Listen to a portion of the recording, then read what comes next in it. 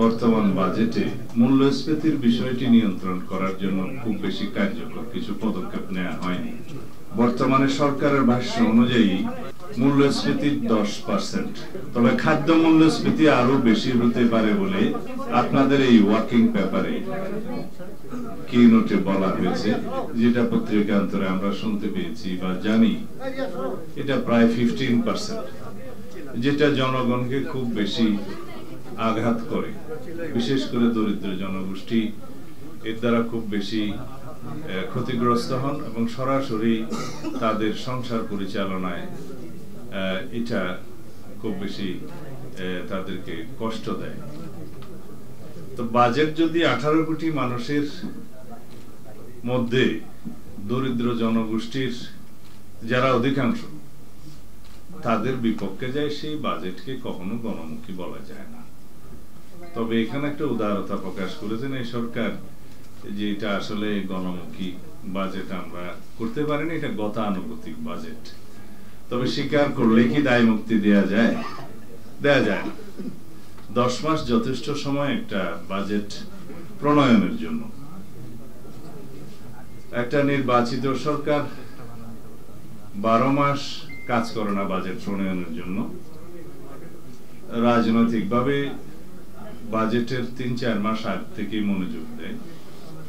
তার আগ পর্যন্ত যে সরকারের স্ট্রাকচার থাকে, ব্যুরোক্রেসি থাকে, তারা বাজেট অনুবিভাগ, অর্থ বিভাগ এবং অন্যান্য বিভাগ যারা কাজ করে তারা এগুলো ব্যুরোক্রেটিক ওয়েতে প্রিপেয়ার করে।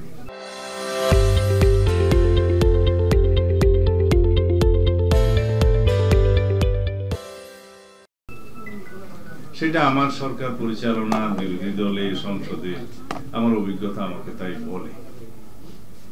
কিন্তু নীতি নির্ধারণের সিদ্ধান্ত যদি রাজনৈতিক পর্যায় থেকে না যায়, ব্যুরোক্রেটিক পর্যায় থেকে কখনো জনগণের পক্ষে বাজেট আসে না। কেন্দ্রে বসে, সংসদে বসে যে সিদ্ধান্ত রাজনীতিবিদগণ নেন, তার প্রতিটি পদক্ষেপ প্রান্তিক জনগোষ্ঠীর, পেরিফেরিয়াল এরিয়াতে যে বিধবা মহিলা বসে আছে তাকেও এফেক্ট করে।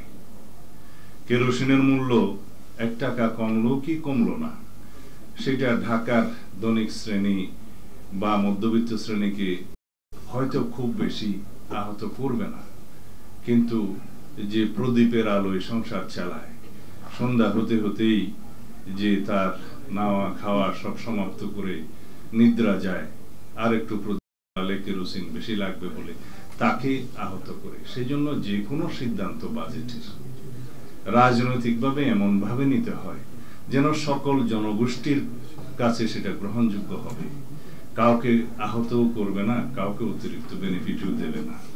তো সেই রকম একটি কল্যাণ বাজেট করার জন্য আমাদেরকে হয়তো আরো অনেক বেশি সংস্কারের মধ্য দিয়ে যেতে হবে। এবং সেই সংস্কারের জন্য সবচেয়ে গুরুত্বপূর্ণ, আমার কথাটা আপনার প্রাসঙ্গিক লাগবে কিনা আপনাদের আমি জানি না, তা হচ্ছে ন্যাশনাল একটা করাপশনের মধ্য দিয়ে মানি ফিলফারেজ এবং সাইফুন হওয়ার যে কারবার বিগত ফ্যাসিস্ট রেজিমের সময় এস্টাবলিশড হয়ে গেছিল, এগুলো জনগণেরই টাকা, এইগুলো বাজেটকে সমৃদ্ধ করত, এগুলো সোশ্যাল সিকিউরিটি নেটওয়ার্ককে বাড়াতে পারত, তাদের সাহায্যের পরিমাণটা বাড়তে পারত, আমাদের শিক্ষা খাতকে স্ফীত করতে পারত এবং আমাদের স্বাস্থ্য খাতকে আরো বেশি বড় করতে পারত, এবং সেইটার বেনিফিটটা আমাদের সকল জনগোষ্ঠী পেত। আমরা বলছি যে সবার জন্য স্বাস্থ্য আমরা নিশ্চিত করব, জাতীয় স্বাস্থ্য নীতি প্রণয়ন করব, আমাদের 31 দফায় আছে যে জিডিপির 5% আমরা সেখানে বরাদ্দ করার চেষ্টা করব, আমাদের কমিটমেন্ট আছে। শিক্ষা খাতে কিভাবে আমরা জিডিপির 5% বরাদ্দ করার জন্য আমাদের কমিটমেন্ট আছে।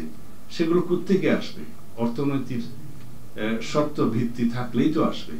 তো যদি অর্থনীতিকে এইভাবে ডাই ডাউন করেছে যারা, সেটাকে যদি আমরা পুনরুদ্ধারের জন্য সক্রিয় হই, চেষ্টা করি এবং উদ্ধার করতে পারি, নিদান পক্ষে ফিলফারেজ এবং সাইফুনিং কমাতে পারি বা বন্ধ করতে পারি, তাহলেই তো আমাদের অর্থনীতি সমৃদ্ধ হবে এবং আমরা জনগণের কল্যাণে সেরকম বাজেট প্রণয়ন করতে পারব।